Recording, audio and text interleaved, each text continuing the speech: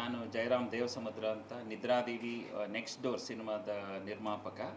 ನಿಮಗೆಲ್ಲರಿಗೂ ಗೊತ್ತಿರೋಂಗೆ ಆಲ್ರೆಡಿ ಈ month September 12ನೇ ತಾರೀಕು ನಮ್ಮ ಸಿನಿಮಾನ ರಿಲೀಸ್ ಮಾಡಬೇಕಂತ ಪ್ಲ್ಯಾನ್ ಮಾಡ್ಕೊಂಡಿದ್ದೀವಿ. ಸಾಕಷ್ಟು 3 ಸಾಂಗ್ ಆಲ್ರೆಡಿ ರಿಲೀಸ್ ಮಾಡಿದ್ದೀವಿ. ಆ song one of the song ಬಗ್ಗೆ ಒಂದು ಕ್ಲಾರಿಫಿಕೇಷನ್ ನಮಗೆ ಕನ್ನಡ ವಾಣಿಜ್ಯ ಮಂಡಳಿಯಿಂದ ಬೇಕಾಗಿತ್ತು ಸರ್. ಅದಕ್ಕೋಸ್ಕರ ನಾವು ಈ ನಿಮ್ಮನ್ನು ಕ್ಲಾರಿಫಿಕೇಷನ್ಗೋಸ್ಕರ ಕೇಳ್ತಾ ಇದ್ದೀವಿ. ಒಂದು ಸಾಂಗು ನಾವು ಕನ್ನಡ ಸಾಂಗಲ್ಲಿ ಸೋನು ನಿಗಮ್ ಅವ್ರ ಕಡೆಯಿಂದ ಹಾಡಿಸಿದ್ವಿ. ಅದು ಲಾಸ್ಟ್ ಒಂದು 6 ಮಂತ್ಸ್ ಬ್ಯಾಕು ಮಾಡಿಸಿದ ಸಾಂಗು. ಇತ್ತೀಚೆಗೆ ಸೋನು ನಿಗಮ್ ಅವ್ರದ್ದೊಂದು ಕಾಂಟ್ರವರ್ಸಿ ಆಗಿ ಅದಾದಮೇಲೆ ಸಾಕಷ್ಟು ಕಡೆ ಗೊಂದಲ ಸೃಷ್ಟಿಯಾಗಿತ್ತು. ಈಗ ಅವರು ಸಾಂಗನ್ನು ನಾವು ಸಿನಿಮಾದಲ್ಲಿ ಇಟ್ಕೋಬೇಕಾ ಬೇಡವಾ ಅನ್ನೋದಿತ್ತು. ಅದು ನಿಮ್ಗೆ ಗೊತ್ತಿರೋ ಹಾಗೆ ಒಂದು ಸಾಂಗ್ ಒಂದು 6 ಮಂತ್ಸ್ ಬ್ಯಾಕ್ ಇಶ್ಯೂ ಆಗೋಕ್ಕೆ ಮುಂಚೆ ರೆಕಾರ್ಡ್ ಆಗಿದ್ದ ಸಾಂಗು. ಅದಾದಮೇಲೆ ನಾವು ಸರೆಗಮ ಮ್ಯೂಸಿಕ್ ಕಂಪ್ನಿಗೆ ಆ ಸಾಂಗ್ ರೈಟ್ಸ್ನ ಸೇಲು ಮಾಡಿದ್ವಿ. ಅವ್ರು ಹಾಡಿದಾರಂತ ಒಂದೇ ಕಾರಣಕ್ಕೆ ಅವ್ರು ತೊಗೊಂಡು ಅದೆಲ್ಲ ಅಗ್ರಿಮೆಂಟ್ ಆಗಿ ಅದನ್ನು ಸೇಲ್ ಟ್ರಾನ್ಸಾಕ್ಷನ್ ಆಗಿತ್ತು. ಈಗ ನಮ್ಮ ಸಿನಿಮಾ ರಿಲೀಸಿಗೆ ಬರ್ತಾ ಇದೆ. ಕ್ಯೂಬ್ಗೆ ಅಪ್ಲೋಡ್ ಮಾಡೋ ಪರಿಸ್ಥಿತಿ ಇರೋದ್ರಿಂದ ಈಗ ನಮಗೆ ಆ ಗೊಂದಲ ನಿವಾರಣೆಗೋಸ್ಕರ ಚೇಂಬರ್ ಕಡೆಯಿಂದ ಕ್ಲಾರಿಫಿಕೇಷನ್ ಕೇಳೋಣ ಅಂತ ಈ ಪ್ರಸ್ತಾವನೆ ಇಟ್ಕೊಂಡು ಬಂದಿದ್ದೀವಿ ಸರ್. Okay sir.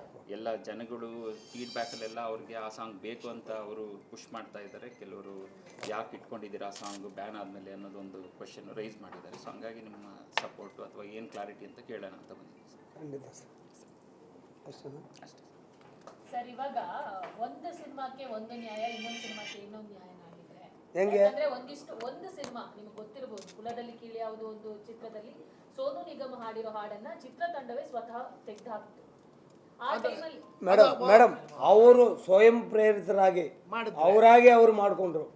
ನಾನು ಇಂಥ ನಮ್ಮ ಬಗ್ಗೆ ಮಾತಾಡಿದ್ದಾರೆ, ಅದಕ್ಕೋಸ್ಕರ ನಾನು ಖುದ್ದಾಗಿ ತೆಗಿತಾ ಇದ್ದೆ ಅಂತ ತೆಗೆದಿರೋದು ಮೇಡಮ್. ಅದು ನಾವು ಯಾವುದೇ ನಿರ್ಬಂಧ ಇರಲಿಲ್ಲ. ತಂಡಕ್ಕೆ ತೆಗಿಬೇಕನ್ನೋ ಇಚ್ಛೆ ಇಲ್ಲ, ಇಲ್ಲ. ಇಲ್ಲ. ಕನ್ನಡ ಪರ ಸಂಘಟನೆಯಲ್ಲಿ ಇರುವವರೇ ಇಲ್ಲ, ನಾವು ಯಾವುದೇ ಒತ್ತಡ ಒತ್ತಾಯ ಮಾಡಿಲ್ಲ. ಅಸಹಕಾರ ತೋರ್ಸಾದ್ಮೇಲೆ ಆ ಸಿನಿಮಾದಿಂದ ರಿಮೂವ್ ಮಾಡಿದ್ರು ಸರ್. ಫಿಲ್ಮ್ ಚೇಂಬರೇ ಅಸಹಕಾರ ತೋರ್ಸಾದ್ಮೇಲೆ ನಾವೇನು ನಮ್ಮ ಸಿನಿಮಾದಲ್ಲಿ ಇಟ್ಕೊಬೇಕು ಅಂತ ಅವರಾಗಿ ಡಿಲೀಟ್ ಮಾಡಿದ್ರು. ನಿಜ.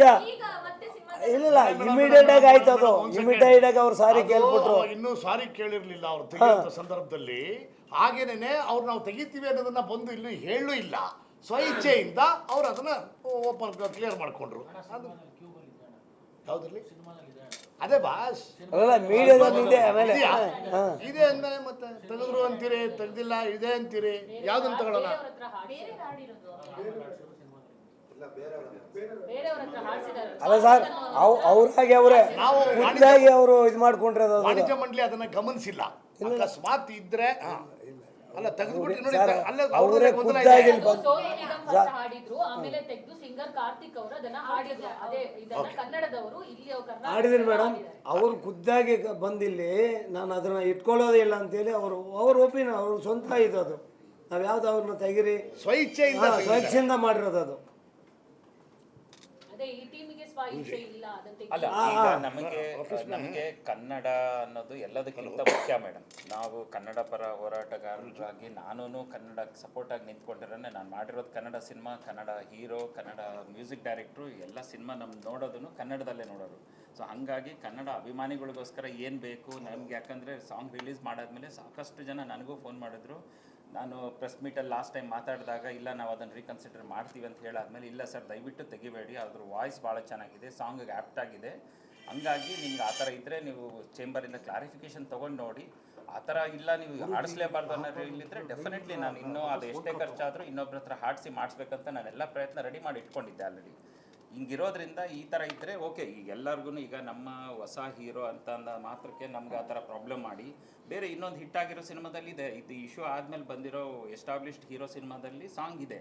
ಅಲ್ಲಿ ನೀವು ಯಾರು ಯಾವ ಕ್ವಶನ್ಸು ಕೇಳಿಲ್ಲ, ಅದು ನಡೀತು ಸಾಕಷ್ಟು ವಾರಗಳು. ಥಿಯೇಟ್ರಲ್ಲೂ ನಡೆದಿದೆ ಆ ಸಿನಿಮಾ. ಈಗಲೂ ನೀವು ಯೂಟ್ಯೂಬಲ್ಲಿ ಚೆಕ್ ಮಾಡಿದ್ರೆ ಅದು ಸಿಗುತ್ತೆ. ಅದು ರಿಲೀಸ್ ಆಗಿರೋದು ಆಬ್ವಿಯಸ್ಲಿ ಆ ಇಶ್ಯೂ ಆಗಿರೋದಾದಮೇಲೆ. ಈಗ ನಮ್ಮ ಹೀರೋ, ನಾನು ಹೊಸ ಪ್ರೊಡ್ಯೂಸರು, ಹೊಸ ಹೀರೋ ಅಂದ ಮಾತ್ರಕ್ಕೆ ನಮ್ಗೆ ಈ ಥರ ಮೀಡಿಯಾ ಕಡೆಯಿಂದ ಆಗಲಿ ಬೇರೆ ಎಲ್ಲಾದ್ರ ಕಡೆಯಿಂದ ಪ್ರೆಷರ್ ಹಾಕಬೇಕು ಇಲ್ಲ. ಅದೇ ಕೇಳ್ತಾ ಕ್ವಶನ್ಸ್. ಜನ ಏನ್ ಅನ್ಕೊಂಡಿರೋದು, ಓಕೆ ಸೋನು ನಿಗಮ್ನ ಕಂಪ್ಲೀಟ್ ಆಗಿ ಬೇಡ ಅಂತ ಇದ್ ಮಾಡ್ಬಿಟ್ಟಿದ್ದಾರೆ, ಇನ್ನ ನಮ್ ಕನ್ನಡ ಚಿತ್ರದಲ್ಲಿ ಆಡ್ಸಲ್ಲ ಅನ್ನೋದು ಒಂದು ಜನದ ತಲೆಲಿದೆ. ಸೊ ಇವಾಗ ನಿಮ್ಮ ಅರ್ಥ ಏನು?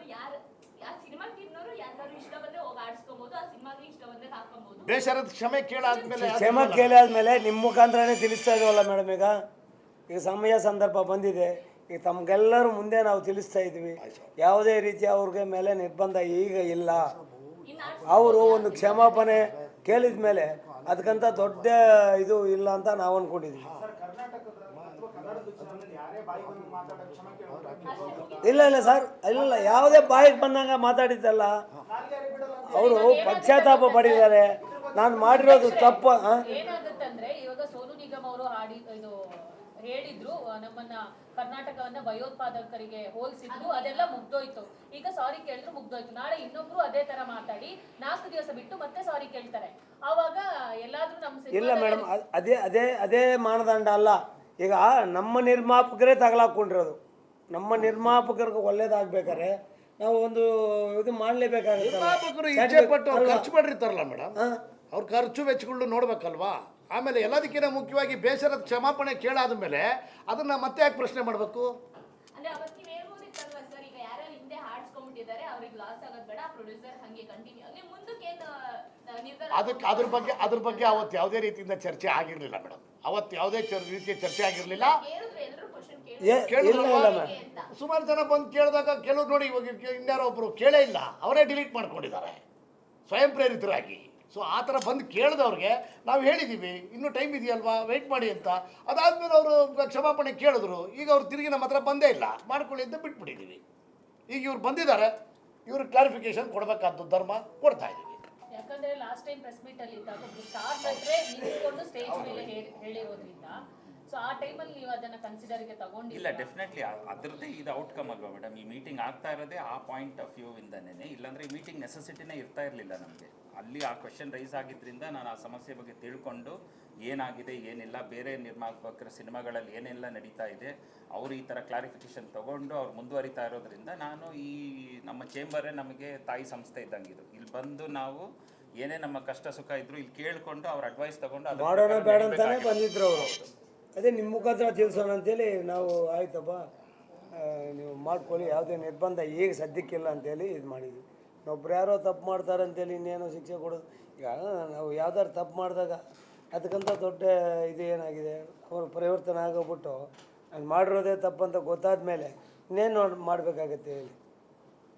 ಜಯರಾಮ್ ಸರ್, ಅವತ್ತು ನೀವು ಸ್ವಇಚ್ಛೆಯಿಂದ ಸುದ್ದಿಗೋಷ್ಠಿ ಮಾಡಿ ಸಾಂಗ್ನ ನಾವು ಅವ್ರು ಹಾಡಿರುವಂತದ್ದನ್ನ ಕ್ಯಾನ್ಸಲ್ ಮಾಡ್ತೀವಿ ಅಂತ ಹೇಳಿದ್ರಿ. ಅಂದ್ರೆ ಹೀಟಪ್ ಅಲ್ಲಿತ್ತು, ಬಸ್ ಇತ್ತು. ಇಲ್ಲ ಹಂಗಲ್ಲ. ಪಬ್ಲಿಸಿಟಿಗೋಸ್ಕರ ಏನಾದರೂ ಇಲ್ಲ ನಿಮಗೆ ಗೊತ್ತಿದ್ರೆ ಅದು ನಾನು ಕರೆದಿರೋ ಪ್ರೆಸ್ ಮೀಟ್ ಅಲ್ಲ, ಅದು ಬೇಸಿಕ್ಲಿ ಸಾಂಗ್ ಲಾಂಚ್ ಇವೆಂಟು. ಆ ಟೈಮ್ನಲ್ಲಿ ನನಗೆ ಈ ಇಶ್ಯೂ ಬಗ್ಗೆ ಅಷ್ಟೊಂದು ಅದರದ್ದು ಅರಿವು ಇರಲಿದೆ ಇರೋದ್ರಿಂದ ಆ ಟೈಮ್ನಲ್ಲಿ ಏನಾಯಿತು, ಎಲ್ಲ ಅದು ಇಶ್ಯೂ ಸಾರ್ಟ್ ಔಟ್ ಆಗಿದೆ ಅಂದ್ಕೊಂಡು ನಾವು ಲಾಂಚ್ ಮಾಡಿದ್ಮೇಲೆ ಅಲ್ಲಿ ನಿಮ್ಮ ಮೀಡಿಯಾದವ್ರು ಯಾರೋ ಕ್ವೆಶನ್ ರೈಸ್ ಮಾಡಿದಾಗ ಅದನ್ನು ನಾವು ಡಿಸ್ಕಸ್ ಮಾಡಿ ಆಯಿತು ಇದನ್ನು ರೀಕನ್ಸಿಡರ್ ಮಾಡ್ತೀನಿ, ನಾನು ಕ್ಲಾರಿಫಿಕೇಷನ್ ತೊಗೊಂಡು ಆ ಥರ ಮಾಡಲೇಬೇಕು ಅನ್ನೋದಾದರೆ ನಾನು ಕನ್ನಡ ಪರವಾಗಿ ನಿಂತ್ಕೊಂಡವನೇ. ನಾನು ಆ ಥರ ನೆಸೆಸಿಟಿ ಇದೆ ಮಾಡಲೇಬೇಕಂದ್ರೆ ಅದನ್ನು ಡೆಫಿನೆಟ್ಲಿ ಬೇರೆ ಒಬ್ಬ ಕನ್ನಡಿಗರಿಂದ ಆಡಿಸಿ ನಾನು ಹಾಕ್ತೀನಿ ಅಂತ ಹೇಳಿರೋದು ನಿಜನೇ. ಆ ಪಾಯಿಂಟ್ ಆಫ್ ವ್ಯೂಗೆ ಈ ಕ್ಲಾರಿಫಿಕೇಷನ್ ತೊಗೊತಾ ಇರೋದು. ಯಾಕಂದರೆ ಇನ್ನು ನಮಗೊಂದು 3 ವೀಕ್ಸ್ ಇದೆ. ಸೆಪ್ಟೆಂಬರ್ 12ನೇ ತಾರೀಕು ನಂಗೆ ಸಿನಿಮಾ ಬರಬೇಕಂದ್ರೆ ಕ್ಯೂಬ್ಗೆ ಅಪ್ಲೋಡ್ ಮಾಡಬೇಕು, ಅದೆಲ್ಲ ಪ್ರೋಸೆಸ್ ಇರೋದ್ರಿಂದ ಈ ಇಶ್ಯೂದು ನಾನು ಕ್ಲಾರಿಟಿ ತೊಗೊಂಡು ಇಲ್ಲಪ್ಪ ನೀವು ಮಾಡಲೇಬೇಕು ಅನ್ನೋದಾದರೆ ನಾನು ಈಗಲೂ ಮಾಡೋಕ್ಕೆ ರೆಡಿ ಇದ್ದೀನಿ. ನಾನು ಮಾಡಿ ಹೋಗಿ ನನ್ನ ರೆಕಾರ್ಡಿಂಗ್ ಮಾಡಿಕೊಂಡು I will definitely follow it. ನಮ್ಮ ಚೇಂಬರ್ ಏನು ಹೇಳುತ್ತೋ ಅದನ್ನು ನಾನು ಫಾಲೋ ಮಾಡೋಕ್ಕೆ ಈಗಲೂ ಸಿದ್ಧವಾಗಿದ್ದೀನಿ. ಅದರಲ್ಲಿ ಡೆಫಿನೆಟ್ಲಿ ಅದರಲ್ಲಿ 2 ಮಾತಿಲ್ಲ. ಅದು ಆ ನಿರ್ಮಾಪಕರ ದೊಡ್ಡ ಗುಣ ಅಂತಲೇ ಕೂಡ ಅನ್ಬೋದು. ಕ್ಷಮಾಪಣೆ ಕೇಳಾದ್ಮೇಲೂ ಕೂಡ ನೀವು ಈಗಲೂ ನೀವು ಆದೇಶ ಮಾಡಿ ನಾನು ಬದಲಾಯಿಸೋಕ್ಕೆ ರೆಡಿ ಇದ್ದೀನಿ ಅನ್ನೋ ಮಾತು ಹೇಳ್ತಾ ಇದ್ದಾರೆ, ಅದು ತಪ್ಪಾಗುತ್ತೆ ಅಂತ. ಈಗ ಮೇಯಲ್ಲಿ ಬ್ಯಾನ್ ಆಯಿತು. ಬ್ಯಾನ್ ಲಿಫ್ಟ್ ಆಗೋದಕ್ಕಿಂತ ಮುಂಚೆ ಸುಮಾರು ಕಡೆ ಕಂಟೆಂಟ್ಗಳು ಹೋಗಿದೆ ಅನ್ನೋ ಒಂದು ಮಾತಿದೆ ಇಂಡಸ್ಟ್ರಿಯಲ್ಲಿ. ಕೆಲವು ಚಿತ್ರತಂಡಗಳು ಕರ್ನಾಟಕ ವಾಣಿಜ್ಯ ಮಂಡಳಿ ಕೊಟ್ಟಿರೋಂಥ ಏನು ಬ್ಯಾನ್ ಇದೆ ಅದನ್ನು ಸೀರಿಯಸ್ ಆಗಿ ಪರಿಗಣನೆಗೆ ತಗೊಂಡಿಲ್ಲ ಸರ್. ಈಗ ಬಹಳಷ್ಟು ಜನ ಅಂದರೆ ನಮ್ಮಲ್ಲಿ ರೆಗ್ಯುಲರ್ ಟಚ್ಚಲ್ಲಿರೋರು ಮತ್ತು ಇಲ್ಲಿ ಬೆಂಗಳೂರಲ್ಲಿದ್ದವರು ಇಲ್ಲಿಗೆ ಬಂದೇ ಹೋಗಿದ್ದಾರೆ. ವಾಣಿಜ್ಯ ಮಂಡಳಿಗೂ ಬಂದಿದ್ದಾರೆ, ನಿರ್ಮಾಪಕರ ಸಂಘಕ್ಕೂ ಬಂದಿದ್ದಾರೆ. ಬಂದು ಈ ರೀತಿ ಆಗಿದೆ ಸರ್, ಏನು ಮಾಡಬೇಕು ಅನ್ನೋದನ್ನು ಕೇಳಿಕೊಂಡು ಕಾದು ನೋಡೋ ತಂತ್ರವನ್ನು ಅನುಕರಣೆ ಮಾಡಿ ಅಂತ ಹೇಳಿ ಅವ್ರ ಬ್ಯಾನ್ ಅವರು ಕ್ಷಮಾಪಣೆ ಅಂತ ಹೇಳ ಸರ್ 2-3 ದಿನದಲ್ಲೇ ಕ್ಷಮಾಪಣೆ ಬಂತು ಅವ್ರ ಕಡೆಯಿಂದ. ವೀಕ್ ಬಂತು. ಬಟ್ ಬಹಳಷ್ಟು ಬಂದ್ಬಿಡ್ತು. ಸರ್ ಅದು ಸ್ವಯಂ ಪ್ರೇರಿತವಾಗಿ ಕೇಳಿಲ್ಲ ಅವರು. ಹಾಂ, ಆಯ್ತಾ, ಬಲವಂತವಾಗಿ ಕೇಳಿದ್ದು, ಸಂಘಟನೆಗಳು ಫೋರ್ಸಬಲಿ ಕೇಳಿದ್ದು. ಯಾರು? ಇವರು ಸೋನು ನಿಗಮ್. ಇಲ್ಲ ಮೇಡಮ್, ಒಂದು ನಿಮಿಷ. ಇಲ್ಲ ಮೇಡಮ್, ಅವರು ಸ್ಟ್ರೈಕು ಮತ್ತೊಂದು ಮತ್ತೊಂದೆಲ್ಲ ವೇಸ್ಟ್. ಡೆಫಿನೆಟ್ ಆಗಿ ಮೇಡಮ್. ಈಗ ಸಂಘಟನೆಯವರು ಮಾಡಿದ್ದಕ್ಕೆ ಬೈ ಫೋರ್ಸ್ ಅಂತ ನೀವು ಹೇಳ್ತಾ ಇದ್ದೀರಿ, ಓಕೆ.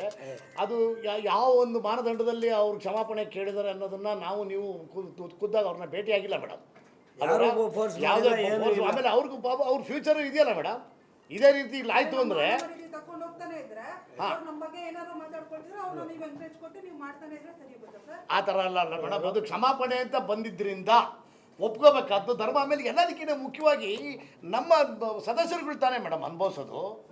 ಈಗ ಒಂದು ಕ್ರಿಯೇಟಿವಿಟಿ, ಆ ಡೈರೆಕ್ಟ್ರಿಗಿರೋ ಕ್ರಿಯೇಟಿವಿಟಿನ ಕರ್ಪ್ ಮಾಡೋದಕ್ಕೆ ನಾವ್ಯಾರು ಸರ್? ಯಾರು? ಭಾವನಾತ್ಮಕವಾದಂಥ ವಿಚಾರಗಳಿಗೆ ಇವತ್ತು ಮಹತ್ವ ಇದೆ. ಇದನ್ನು ನೀವು ಕಂಟಿನ್ಯೂ ಮಾಡೋಕ್ಕೆ ಹೋದರೆ ಕಾನೂನಾತ್ಮಕವಾಗಿ ಬರ್ತವೆ. ಆಲ್ರೆಡಿ ಬಂದಿದೆ ವಾಣಿಜ್ಯ ಮಂಡಳಿ ಮೇಲೆ. ಈಗ ನಾವು ನಿಮ್ಮ ಥರ ಪತ್ರಕರ್ತರ ಕೂತ್ಕೊಂಡು ಮಾತಾಡಿದ್ರೆ ನಾನು 100 ಪ್ರಶ್ನೆ ಕೇಳ್ಬೋದು. ಆದರೆ ಇಲ್ಲಿ ಒಂದು ಜವಾಬ್ದಾರಿಯುತ ಸ್ಥಾನದಲ್ಲಿ ಕೂತ್ಕೊಂಡು CCI ಕಾಂಪಿಟೇಷನ್ ಕಮಿಷನ್ ಆಫ್ ಇಂಡಿಯಾಗೆ ನಾವು ಇವತ್ತು ಓಡಾಡ್ತಾ ಇದ್ದೀವಿ, ಕೋಟಿಗಟ್ಟಲೆ ಫೈನ್ ಕಟ್ತಾ ಇದ್ದೀವಿ.